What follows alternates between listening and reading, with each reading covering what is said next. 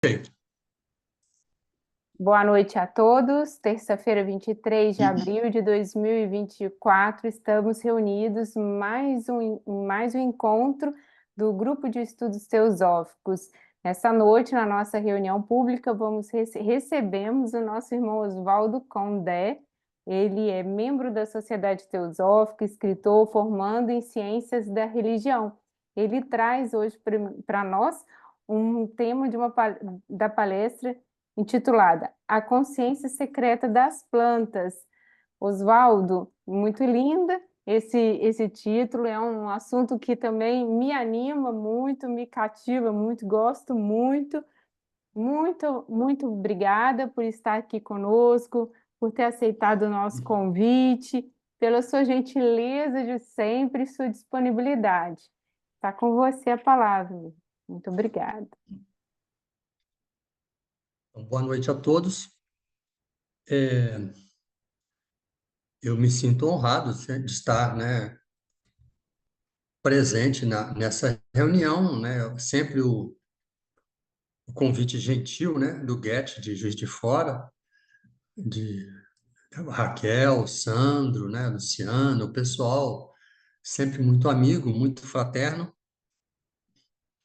E, e essa apresentação vai ser uma apresentação um pouco diferente do usual na sociedade teosófica, porque normalmente, na sociedade teosófica, as conferências, ou a maior parte das conferências, eu posso dizer assim, né, elas têm um cunho mais, às vezes, místico e esotérico, vamos dizer assim, né? Porque a sociedade teosófica tem três objetivos: o estudo comparado de religião, filosofia e ciência. Então, dentro desse escopo, hoje nós vamos tratar um pouquinho do estudo do estudo das ciências, naquelas recém-descobertas científicas sobre a sensibilidade e aquilo que se comprova hoje como a inteligência e a consciência do reino vegetal. A teosofia fala nos reinos da natureza, né? Mineral, vegetal, animal, humano e superhumano. Mas o reino vegetal é muito esquecido, é deixado de lado. E a importância dele é fundamental para a nossa existência.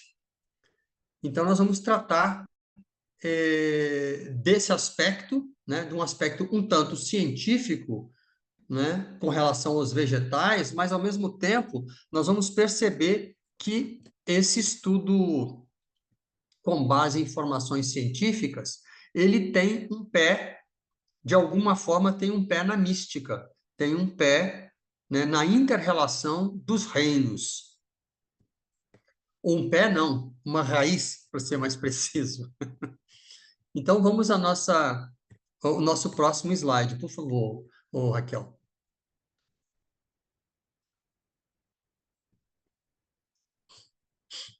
Bom, acho que todo mundo que já escutou algumas das minhas palestras sabe que eu tenho uma certa fascinação pelo sufismo, que é o lado esotérico do Islã, como a Kabbalah é o lado esotérico do judaísmo.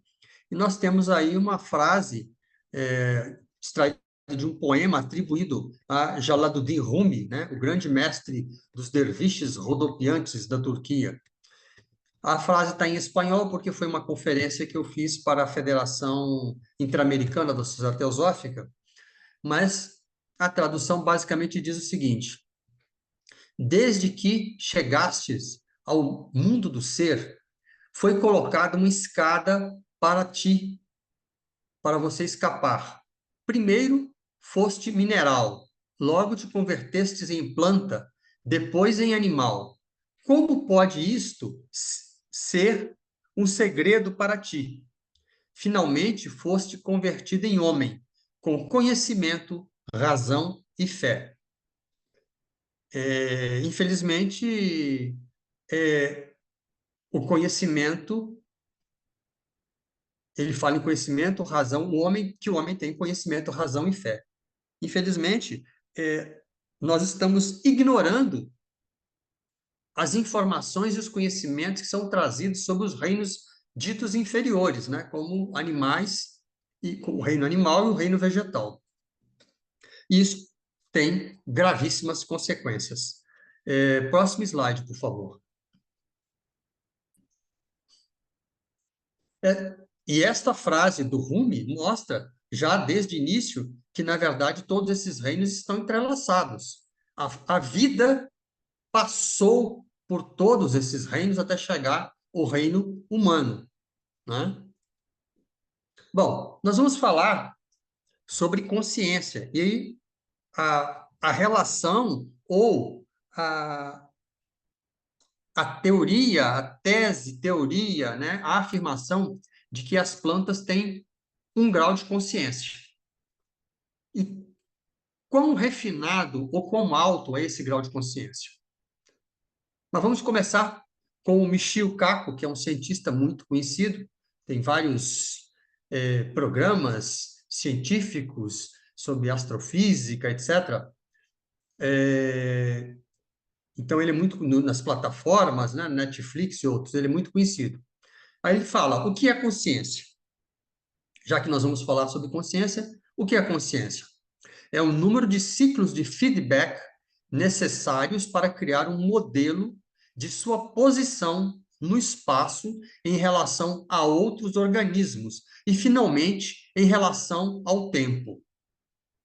Ou seja, é um número de ciclos de respostas e contra-respostas necessários para se criar um modelo da posição, de sua posição no espaço em relação a outros organismos. Ou seja, como nós estamos falando de vegetais, as plantas têm a capacidade de se relacionar, de ter um feedback, de ter respostas de relação com outros organismos e conseguir se perceber no espaço-tempo e perceber o outro organismo no espaço-tempo. Próximo slide.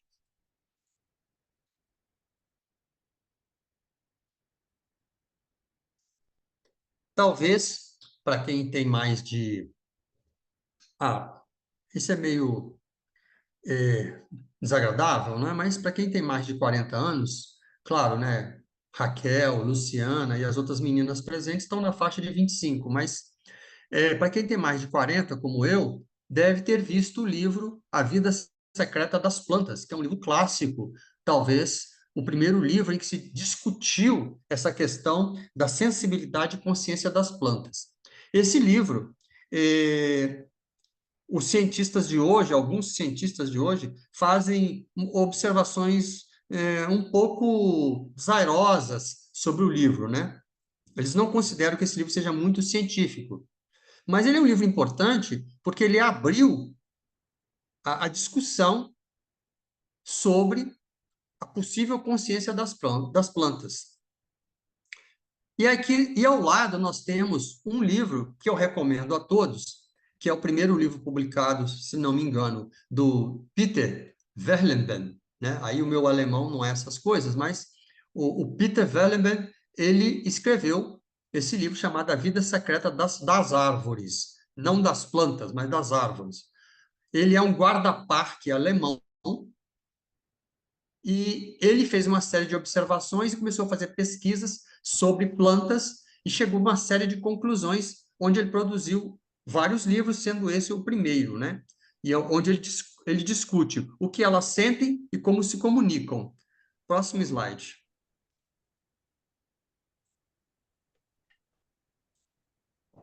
Veja, não é a declaração de um teosofista, não é a declaração de um teosofista, não é a declaração de um místico, é a declaração de um guarda-parques alemão com o pé na ciência, os dois pés na ciência. As árvores sentem, elas podem sentir dor, mas também podem sentir emoções como medo. A primeira coisa que chamou a atenção do Peter foi um dia que ele caminhava por uma floresta e ele viu um tronco de árvore decepado. Ele viu um tronco de árvore decepado. cortado bem baixo no chão. E esse tronco estava coberto com musgo. E tinha algumas árvores, tinha várias árvores próximas. E aí, ele, por algum motivo, resolveu examinar melhor o tronco e, com um canivete, ele raspou o musgo. E aí, esse tronco estava cortado, assim, sei lá, uns 20 centímetros, 30 centímetros do chão só, aquele toco, né? E ele raspou com o canivete e descobriu uma coisa peculiar. Porque, pela aparência, o tronco estava cortado há muito tempo. Pelos fungos em cima, pelos líquens, pelos fungos, pela aparência, o tronco estava cortado há muito tempo. Mas quando ele raspou com o canivete, ele percebeu que aquele tronco estava vivo. Tinha seiva, estava vivo embaixo, estava verde embaixo, tinha seiva correndo embaixo. E aí ele ficou espantado. Como é que um tronco cortado há muitos anos, sem uma única folha para fazer fotossíntese, poderia estar vivo? A partir daí, ele fez uma série de pesquisas e descobriu o seguinte, que, traduzindo numa linguagem popular, as árvores à volta daquele tronco, subterraneamente, através das raízes, com conexões feitas por fungos, chamados micorrizas, estavam alimentando aquele toco. As árvores estavam, como que, dando injeção na veia, soro, nutriente para aquele tronco, para que ele não morresse. Então, as pesquisas dele começaram a evoluir a partir daí. Né? Próximo slide. Ou seja, as árvores têm empatia umas com as outras, as árvores se protegem, as árvores têm amizade umas pelas outras. E aí, essa rede de fungos subterrâneos que interliga as raízes, né? Ele chamou de internet da floresta. Isso permite que as árvores se comuniquem entre si. Com isso, pode-se afirmar que as árvores estão interligadas entre si, trocando energia e nutrientes constantemente, tornando-se mais fortes. Essa troca, considerada como uma amizade, possibilita a criação de um ecossistema que é capaz de equilibrar o microclima de uma região. Através dessa humanização, desse viés humano, né, com relação às plantas, possibilita a criação de um ecossistema. Através dessa humanização, torna-se mais fácil entender a complexidade da natureza e como tudo nela está interligado. Este é o grande problema do ser humano. Ele se acha o rei dos animais e que ele está desligado da natureza e que ele pode sobreviver solitariamente na natureza, sem a natureza. Ele defende, o Peter, que essas raízes experimentam processos eletroquímicos semelhantes aos que ocorrem no cérebro dos seres humanos. Para ele, as árvores são capazes de sentir dor, emoção e de se comunicarem, de criar laços e cuidar uma das outras. Há análises que mostram que elas podem compreender a necessidade da outra árvore, como, por exemplo, as árvores mais idosas, que já sentem dificuldade de se nutrir e precisam da ajuda das mais saudáveis e jovens. Este pensamento é compreendido como a linguagem das árvores, demonstrando que elas, isoladas, bem como suas partes individuais, não funcionam. É por isso que muitas vezes as pessoas plantam árvores sozinhas, isoladas, e elas demoram tanto para crescer e às vezes não conseguem se manter, porque elas não têm nenhuma relação com árvores próximas. Não têm árvores próximas. São árvores enjauladas, né, em calçadas. Elas possuem seus processos naturais e lentos, e o mais importante é que gostam de estar próximas entre si. Isso, a floresta é a sociedade das árvores. Próximo slide.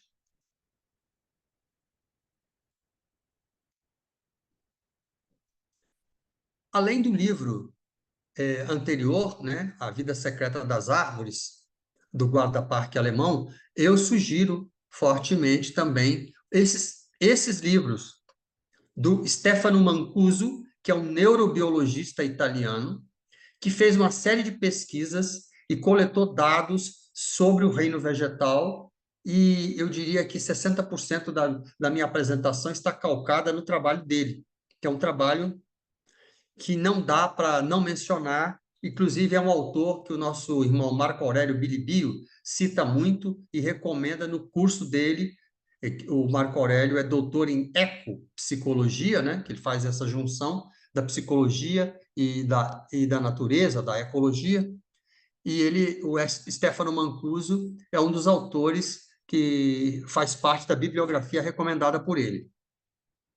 Eu li recentemente, né, A Nação das Plantas e a Revolução das Plantas, de onde nós extraímos 50 a 60% do que nós vamos apresentar, né? Ele, como neurobiólogo, fez uma série de experiências tentando perceber, descobrir quais são as, as capacidades de sensibilidade que as plantas têm. E as descobertas são espantosas. Próximo slide. Bom, esse slide é apenas para reforçar a ideia de que as plantas são vitais para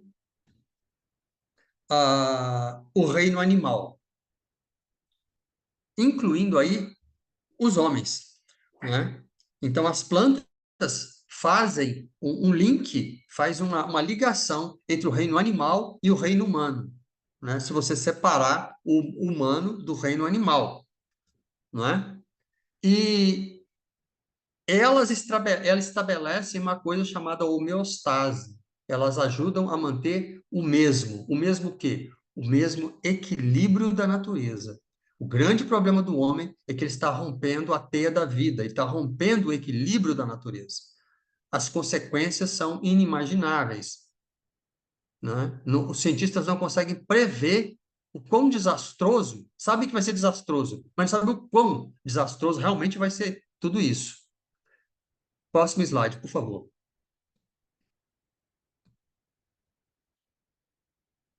Então, nesse slide, eu coloquei algumas das coisas que vão ser abordadas nessa apresentação, né? Os 4 reinos, mineral, vegetal, animal, humano, estão interligados, né?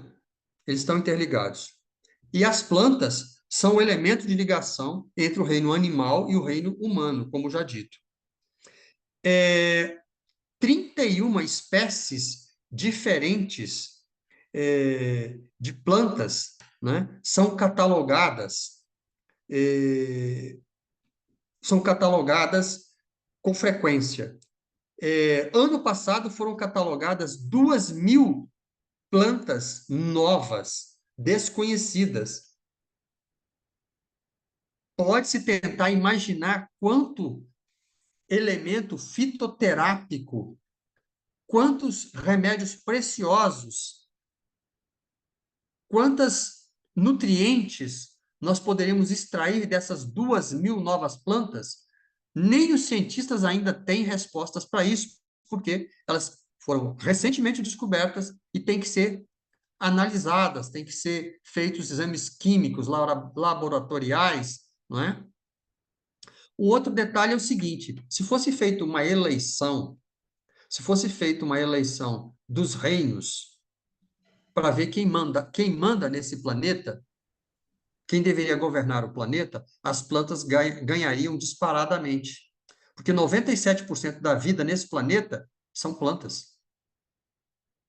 Mais de 90% da biomassa do nosso planeta é constituído por plantas. Por que é que nós desprezamos? Nós não, né? Eu procuro não fazer isso, mas por que o ser humano, mais ou menos em geral, despreza as plantas?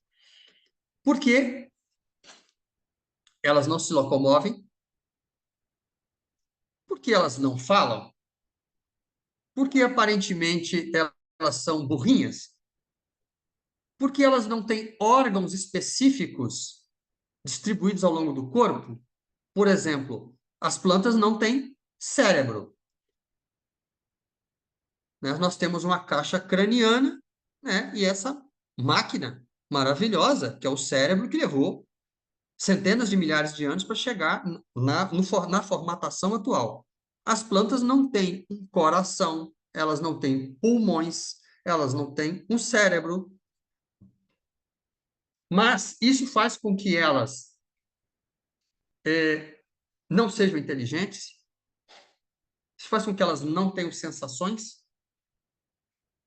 Se elas tivessem um cérebro, se as plantas tivessem um cérebro, se as plantas tivessem um coração, isso é muito bem colocado pelo Stefano Mancuso, o neurobiologista italiano. Se elas tivessem um cérebro e alguém batesse um prego numa árvore para colocar uma placa, aqui vende-se din-din, e acertasse no cérebro da árvore, ela morreria.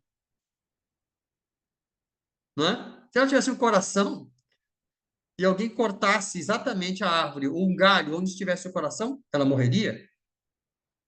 Então, como a árvore ela é estática, aparentemente estática, ela desenvolveu órgãos que ficam, vamos dizer assim, difusos, espalhados por todo o corpo, por todo o tronco da árvore. Isso impede que ela possa ser ferida mortalmente por qualquer animal ou por um acidente, qualquer da natureza. Assim, ela tem muito mais capacidade de resistência, de resiliência. As árvores conseguem, e nós vamos abordar isso logo à frente, ver. As árvores que não têm inteligência, abre aspas, fecha aspas, conseguem ver, cheirar, ouvir, memorizar. Como é que uma árvore consegue memorizar sem cérebro? Tem movimento. Elas ajudam umas às outras, como foi o caso do tronco do guarda-parque alemão. Elas têm movimento e conseguem perceber uma estaca de madeira que está próxima a ela. Se você plantar um feijão num vaso e colocar uma estaca de madeira próxima, misteriosamente ele vai crescer na direção da estaca, para enramar na estaca. Quando você vê que ele está chegando perto da estaca, se você tirar a estaca dali e botar do outro lado, ele vai se voltar para o outro lado. Como ele sabe que tem uma estaca de madeira parada daquele lado, para onde ele está crescendo? Ainda não temos uma resposta absolutamente precisa para isso. Como eu disse, as plantas têm memória. As plantas são capazes de assumir disfarces, como um camaleão. Elas têm movimento. Elas são capazes de emitir gases que a outra planta consegue perceber o cheiro desse gás, consegue perceber a composição desse gás que vem no ar. Elas se comunicam, elas têm uma comunicação com outros reinos da natureza, como, por exemplo, com os polinizadores, né? E elas têm, não tem como chamar de outra forma, uma inteligência que é, o que é inteligência? Inteligência é a capacidade de resolver problemas. Uma das definições de inteligência é uma capacidade de resolver problemas, né? Um ser que não tem a capacidade de resolver nenhum problema não é inteligente. Próximo slide. Esse slide ilustra o que nós falamos agora há pouco, né? Então, a planta tem órgãos descentralizados, né? Tem órgãos descentralizados, o que faz com que ela tenha maior possibilidade de sobrevivência, já que, como um animal, ela não pode atacar ou fugir, né? O famoso cérebro reptiliano, né? Aquela parte primitiva do cérebro humano, que é o cérebro reptiliano, que faz com que você possa ter as reações instintivas de fugir ou se defender em caso de um ataque. Próximo slide.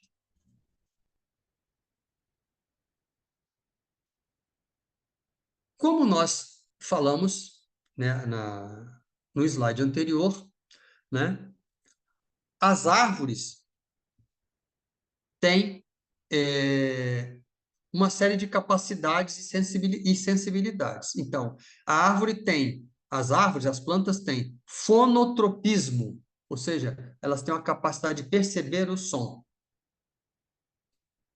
Elas têm olfato, porque a acácia africana pode emitir cheiros e a outra acácia pode perceber, né? A acácia tem a capacidade de mudar o sabor das suas folhas. A Boquilla trifoliata é uma planta que tem uma capacidade similar à visão. E a mimosa púdica, que todo mundo conhece, que é a famosa não me toques, ela tem a capacidade de perceber o tato, o contato. Próximo slide. Aí nós temos o exemplo, então, da acácia. A acácia africana, ela tem uma capacidade extraordinária.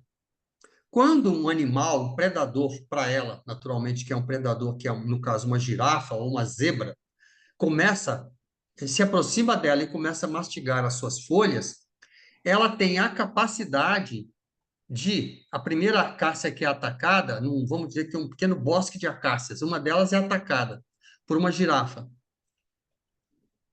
O que essa acácia faz? Ela libera compostos voláteis no ar. Vamos dizer assim, um cheiro no ar, que é captado pelas outras árvores que percebem aquela mensagem de que uma de suas irmãs está sendo atacada por um predador, está sendo devorada. O que as outras acácias fazem?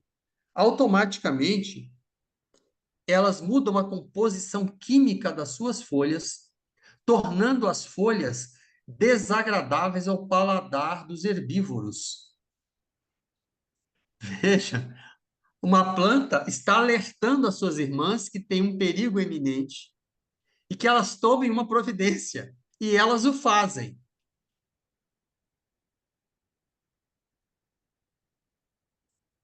Para mim, isso é uma demonstração de um grau de inteligência. Cada um dos elementos que nós vamos apresentar aqui, demonstra um certo tipo de inteligência.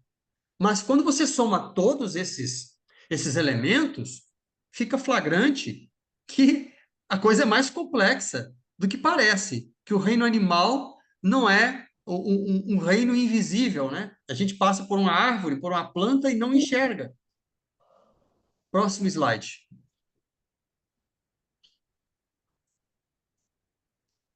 Essa planta, o nome científico dela é Erodium cicutarium. Essa planta, ela tem algumas peculiaridades. Primeiro, observe que, do lado esquerdo, nós temos duas sementes com um raminho espiralado. Primeira coisa que chama atenção reparem que essa semente parece um espermatozoide. Né? Ela parece um espermatozoide, primeiro. Segundo, evidentemente, se é uma semente, tem a ver com reprodução, assim como o espermatozoide tem a ver com reprodução. E essa planta ela tem duas peculiaridades. A primeira é que você está vendo aí no lado direito a imagem da planta verde, né? A planta verde ela tem um formato parecido com a semente seca, a folha, a flor verde, à direita embaixo, ela tem um formato que é o formato da semente. Quando a semente fica amadurecida, ela é lançada, ela é cuspida à distância da árvore mãe, do arbusto mãe. E quando ele cai, e aí a semente cai no chão, seca, como aparece à esquerda, e aí acontece uma coisa extraordinária. com a pequena umidade que esteja no solo, ela começa, se vocês procurarem na internet, Erodium Secutarium, nas plataformas digitais, por exemplo, no YouTube, vocês vão ver uma semente de Erodium Secutarium em movimento. Ela começa a se contorcer, retorcer, como se fosse uma broca, e a semente, então, se aprofunda no solo. Portanto, nós já estamos demonstrando que as plantas têm movimento. E essa é uma ação inteligente da semente se enterrar no solo. Né? Não apenas ser arrastada pelo vento, mas ela tem um processo em que ela escava o local onde ela pretende nascer. Próximo slide. Bom, essa planta muita gente deve ter no quintal por aí, e já deve ter visto, que é a famosa mimosa púdica. Mimosa púdica, né? Ela é púdica, né? Ela é tímida. É também conhecida como dormideira ou não me toques, né? É aquela plantinha que você encosta o dedo nela, ela fecha. Encosta o dedo nela e ela fecha. Pode avançar, por favor, o próximo slide? Ok, volta para o anterior. Então, essa planta é uma planta que chamou muita atenção dos cientistas, né? Chamou muita atenção dos cientistas. E houve um cientista francês que pegou essas plantas, né? E colocou vários vasinhos dessas plantas numa carruagem e pediu para o condutor da carruagem em Paris desse uma volta pela cidade, pelo quarteirão, com vários vasos dessas plantas. E aí o que aconteceu? Como com o trepidar da carruagem, né, os passos dos cavalos, o trepidar das carruagens, a mimosa púdica, os vasos de mimosa púdica, as folhas se fecharam. Isso na primeira vez. Na segunda vez se fecharam de novo, na segunda viagem. Né? Ele fez, então, várias viagens com essas plantas, vários passeios com essas plantas. Até que chegou um ponto em que elas não se fecharam mais. Porque, aparentemente, elas perceberam que aqueles solavancos da carruagem não eram daninhos, não eram propositalmente daninhos a ela.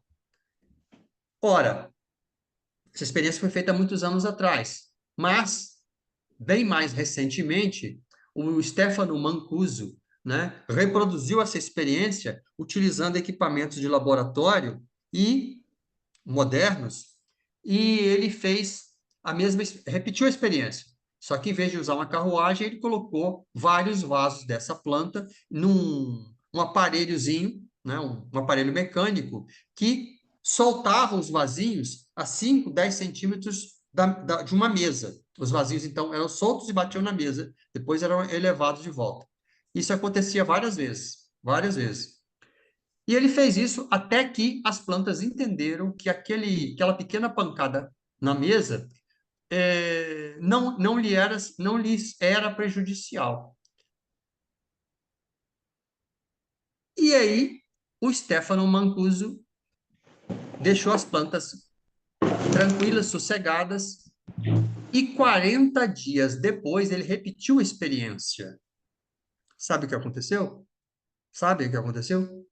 As plantas não se fecharam mais. Ora, se as plantas não se fecharam mais, isso quer dizer que elas memorizaram a experiência. Como memorizaram se não tem cérebro? Né? Elas memorizaram a experiência. Mais uma capacidade que as plantas têm. Os insetos, experiências demonstram que os insetos têm uma memória que dura, em geral, 24 horas. Mas uma planta tem uma memória de 40 dias. Eu confesso para vocês que tenho uma memória razoável para eventos, nem tanto assim para datas. Mas se alguém me perguntar o que eu comi há 40 dias atrás, Eu juro para vocês que não me recordo. Acho que quase ninguém aqui vai se recordar o que comeu na semana passada, porque, né? A não ser que tenha sido um jantar de gala, uma coisa muito especial, né? Mas se for o almoço normal de casa, é possível que não se recorde. Próximo slide. E outra planta também que tem movimento, né? E é movimento perceptível, né? É a famosa Dionéia papamosca, né? Que é uma planta carnívora, né? Ela também tem movimento. E curiosamente, é uma planta carnívora, né? Como é uma planta que vive normalmente em pântano e são lugares com nutrientes poucos nutrientes, né? Nutrientes, vamos dizer assim, de baixa qualidade, ela compensa a falta de nutrientes, capturando eventualmente insetos para o seu almoço, né? Ela não vive exclusivamente de insetos, mas ela complementa a sua alimentação. Próximo slide. E com um movimento perceptível. Bom, essa então é a Bocchilla trifoliata. É uma planta que eu não conhecia, mas nós podemos chamar essa planta de o camaleão dos vegetais. Por quê? Porque existem algumas plantas parasitas ou não, que têm a capacidade de imitar a planta que ela está parasitando, ou a planta em que ela está trepando, está subindo. Por algum motivo, provavelmente de autoproteção, essas plantas, elas, as folhas normais dela, o desenho, o design dela é diferente da planta que ela está subindo, trepando. Mas aí essas plantas, algumas dessas plantas têm a capacidade de fazer com que suas folhas assumam o desenho da planta aonde ela está subindo, o mesmo design. E essa planta, Bocchilla trifoliata, ela é a rainha da mimese, ela é a rainha do disfarce. Por quê? Porque ela, vamos supor que tenha 4 ou 5 plantas diferentes próximas, e ela começa a se espalhar, e um ramo suba numa planta, o outro ramo suba em outra planta, um terceiro ramo numa terceira planta, o quarto ramo numa quarta planta. As folhas dela, de cada ramo, vão assumir o formato das plantas onde ela está subindo, de 4 plantas ou 5 plantas diferentes ao mesmo tempo. Como é que ela sabe qual é o formato da folha de cada planta? Como é que ela sabe que o formato de cada uma das plantas é diferente um dos outros? Que tipo de percepção visual, tátil, ela tem para desenvolver essa qualidade? Ainda nem os cientistas sabem com certeza. Próximo slide. Bom, isso aqui é quase uma maldade, né? Por quê? Voltamos à acácia, né? A acácia, existem vários tipos de acácia, vamos dizer assim, né? Variedades de acácia.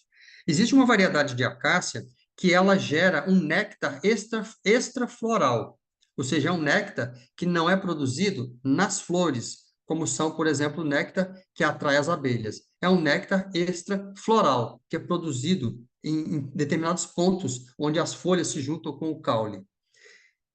O que tem nesse néctar extrafloral de especial? O que tem nele é que ele tem determinados componentes químicos e que as formigas ficam, abre aspas, viciadas nesse componente.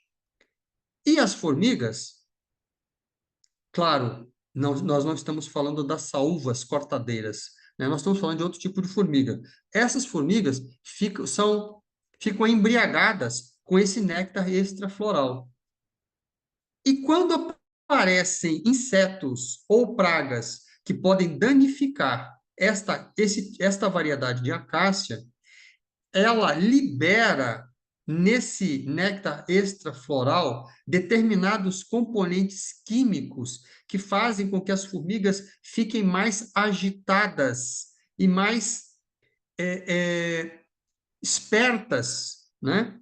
Ou seja, ela libera, a planta libera propositalmente, intencionalmente, no néctar extrafloral, uma composição química que faz com que as formigas fiquem mais ativas. É uma espécie de energético que ela libera. E assim as formigas atacam os predadores e afastam os predadores da planta. É quase como se fosse uma espécie de droga, né?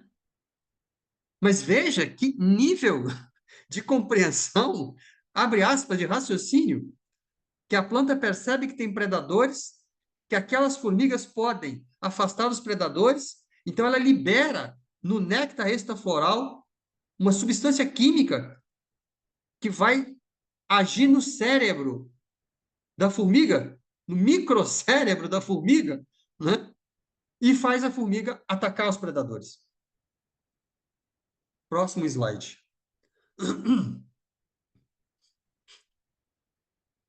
Esse slide foi colocado de última hora, né? Que é do David Attenborough, né? A pronúncia em inglês com certeza não é essa, mas esse biólogo e apresentador inglês, ele tornou público, o vídeo está na internet, uma coisa interessante que é alguns dos mistérios das inter-relações entre os polinizadores e as árvores, né, e as plantas. E ele descobriu, ele mostra isso no vídeo, que é a seguinte coisa, que as árvores têm um campo elétrico negativo e que as abelhas têm um campo elétrico positivo. Quando uma abelha pousa numa flor, há uma interação entre o campo elétrico da abelha e da flor. E o pólen muda de positivo para negativo. Provavelmente essa mudança deve ser, aí já é uma dedução minha, deve ser um sinal para o amadurecimento ou preparação de amadurecimento do pólen, que vai ser transportado a outra planta. E, mais uma vez, eu chamo a atenção de que pegar um elemento reprodutivo de uma planta e levar para outra planta, aonde vai fecundar outra planta, como se fosse um espermatozoide retirado de um tubo de ensaio e levado para a fecundação artificial, isto é literalmente uma fecundação artificial. As abelhas, os beija-flores, os morcegos, as borboletas estão fazendo fecundação artificial. Estão prestando um serviço de fecundação artificial para as plantas. Veja a interação entre os reinos. A que grau chega? E é interessante, porque quando a abelha, que tem uma polaridade carregada com campo elétrico positivo, toca na flor, muda o campo elétrico da flor. Isso faz com que uma outra abelha que possa estar chegando perceba que aquela flor já foi ordenhada, aquela flor já foi retirado o pólen. Então, ela vai demorar menos tempo ali, né? Ou, às vezes, nem pousa naquela flor específica. Ou seja, existe uma comunicação bioelétrica entre os reinos animal e vegetal. Próximo slide. Bom, eu vou aproveitar para fazer autopropaganda, né? Que é uma coisa muito feia que não se deve fazer, né? Fazer marketing assim é uma coisa meio descarada. Mas eu estou escrevendo, aliás, terminei recentemente, porque eu li os livros do Stefano Mancuso. Eu li os livros do Stefano Mancuso porque eu me interesso por questões ligadas à natureza e eu moro numa área de preservação ambiental, que é o Instituto Teosófico de Brasília, o Paraíso na Terra. Quem não conhece, fica em Braslândia, em Brasília. Entrem no site, Paraíso na Terra, Braslândia, Instituto Teosófico de Brasília.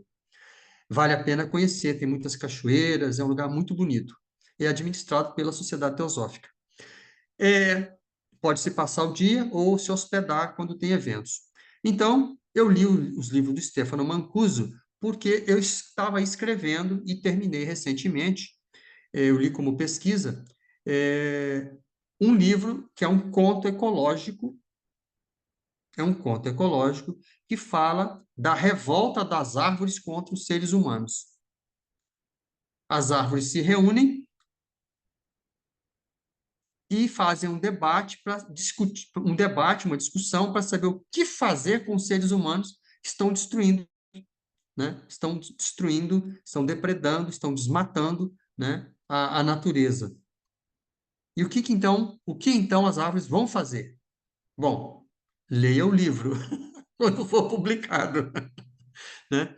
E esse slide é um trecho do livro, que é um conto de 40 páginas sobre a revolta das árvores.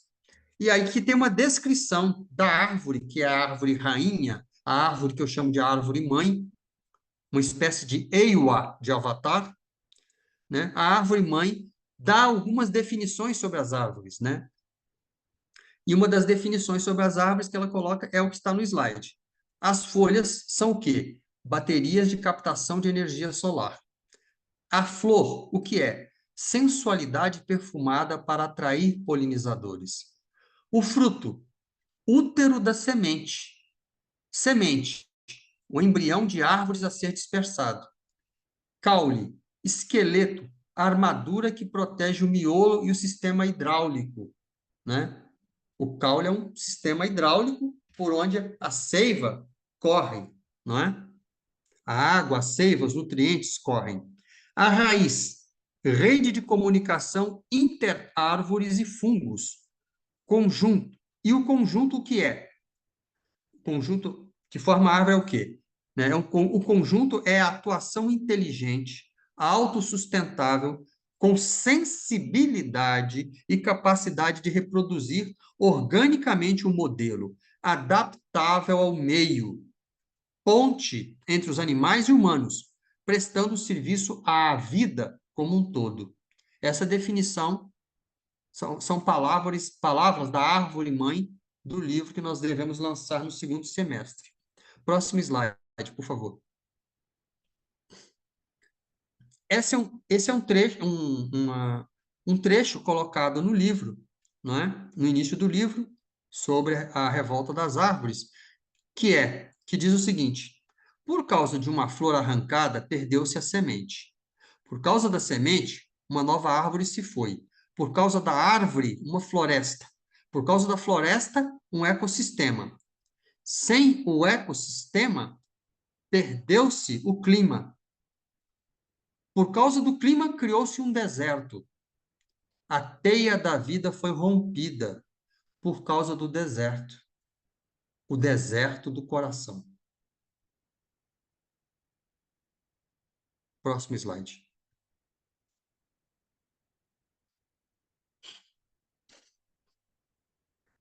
Bom, nós estamos começando a nos aproximar do fim da apresentação, né? O Marco Aurélio fala muito no banho de floresta. O que é o banho de floresta?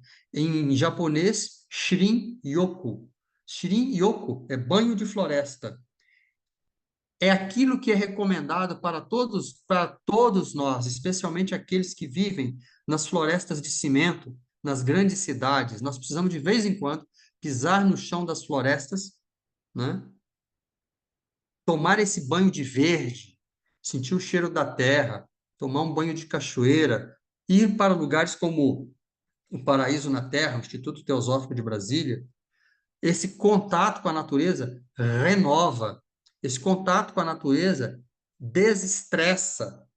Não sou eu quem está dizendo isso, são os psicólogos, os ecopsicólogos, são os observadores japoneses da influência que mata as árvores, as florestas, causam na psique humana, né? Ninguém pinta uma casa de preto, né? Ninguém pinta uma casa completamente de vermelho. Não é uma boate, né? Que é uma coisa, uma cor que agita. Mas se você tiver uma casa ou um hospital pintado de um azul claro, de um verde claro, há uma mudança, né, no humor, há uma mudança na psique. Banho de floresta, recomendação de dever de casa. Próximo slide. Bom, aí é chover no molhado, né? Porque o que nós estamos dizendo, os nativos, os índios norte-americanos, vêm falando, né? Desde que foram, abre aspas, descobertos, foram encontrados pelos homens brancos, né? Que causaram um morticínio, um genocídio inacreditável, né? Na América do Norte.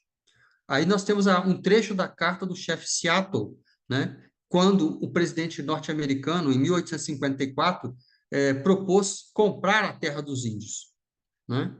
E ele responde, na carta, foi escrita por um jornalista, ditada pelo chefe Seattle, né? Tem a cidade de Seattle, né? Inclusive, diz o seguinte, um trecho diz, o ar é precioso para o homem vermelho, pois todas as coisas compartilham o mesmo sopro, a mesma ânima, o mesmo prana, o mesmo ki. O animal, a árvore, o homem, todos compartilham o mesmo sopro. Parece que o homem branco não sente o ar que respira. Próximo slide.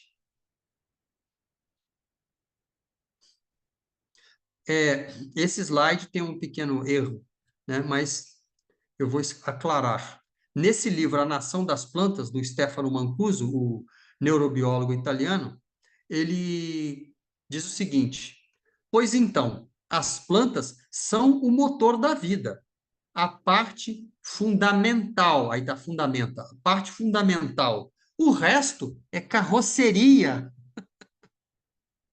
O motor da vida são as plantas. Se as plantas desaparecerem, não é possível. O planeta vai virar Marte. Não é possível, vai virar Lua. Não, não tem vida possível. Próximo slide. Aqui nós temos também mais algumas frases atribuídas à mãe, à árvore mãe do livro sobre a revolta das plantas que nós estamos escrevendo, que nós terminamos de escrever recente, né? Que diz: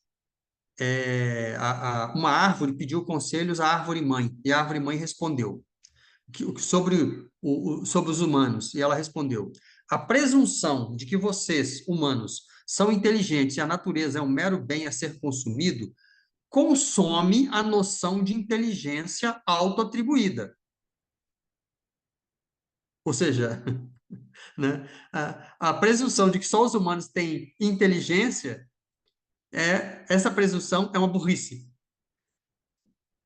Próxima frase, né? Até uma aranha preserva a teia que ela constrói para a sua manutenção na captura de insetos, comida.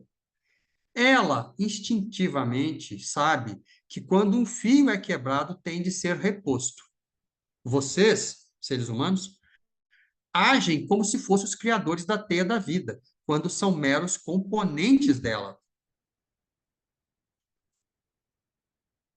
Não é estranho que vocês não sigam o que seus cientistas apregoam? Ou o que aqueles que vivem mais perto de nós, os povos originários, dizem? Quando falam que os recursos da natureza são finitos e que a vida, toda ela é sagrada?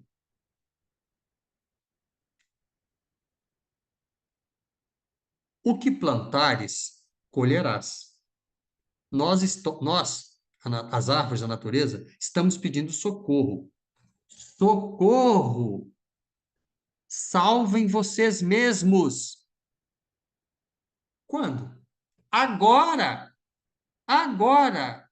Como? Salvando-nos, salvando o reino vegetal. Próximo slide.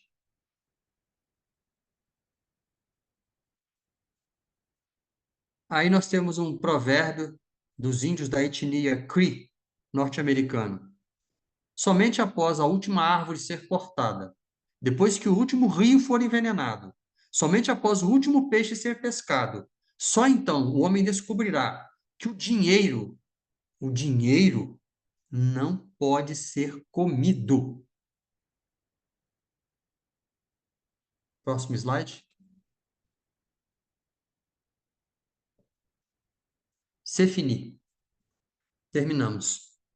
Essa apresentação, em que pese nós não tenhamos falado sobre desenvolvimento espiritual, em que pese nós não tenhamos falado de misticismo, em que pese nós não tenhamos falado de esoterismo, é absolutamente, na sua essência, não porque eu apresentei, mas ela é absolutamente essencial, porque diz respeito à preservação de um reino vivo e nos mantém vivos, né? Nós estamos na contramão da natureza, né? Então, e os cientistas estão dizendo isso. Os cientistas estão afirmando hoje aquilo que os índios, os povos originários, os xamãs sabem desde sempre. Toda a vida é sagrada e tem de ser preservada.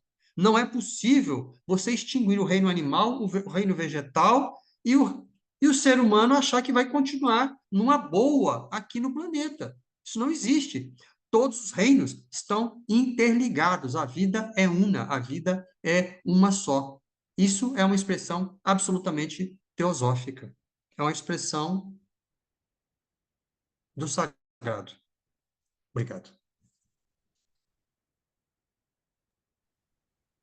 Parabéns, meu irmão, muito obrigada, gratidão, que palestra linda. Esse é um tema muito lindo. Como te falei logo no início, né? Eu, eu tenho essa conexão com a natureza. Acho que a natureza é um templo. Quando a gente vai para a natureza, a gente, além de recarregar as energias, a gente, pelo menos eu, falar por mim, né? Me sinto mais conectada, sabe? E me sinto mais calma, mais tranquila, Centrada. serena. E, e como você colocou agora, até no final, né? A gente acha que somos os únicos inteligentes, né? E que direito nós temos, né? De, de tirar a vida, né, e de subjugar os outros reinos, né? Somos irmãos e existe uma relação de interdependência, né? E que nós Exatamente. nos esquecemos disso. Mas quando veio a pandemia, as- é bom a gente lembrar que na época da pandemia a gente ficou, né, tivemos que ficar fechados, né, tivemos que ficar isolados. E eu não sei se vocês tiveram a experiência de receber pelo WhatsApp vídeos de como naquele momento tanto, né, a fauna e a flora estavam muito mais assim, podendo viver com mais tranquilidade. Então, eu lembro que eu recebi um vídeo falando, acho que é de um, não sei se é no Rio de Janeiro, não sei se é Alagoa, Rodrigo de Freitas, algo assim, que estava com muito menos poluída, ao mesmo tempo que animais selvagens, inclusive, que a gente já não via há muito tempo, eles estavam aparecendo.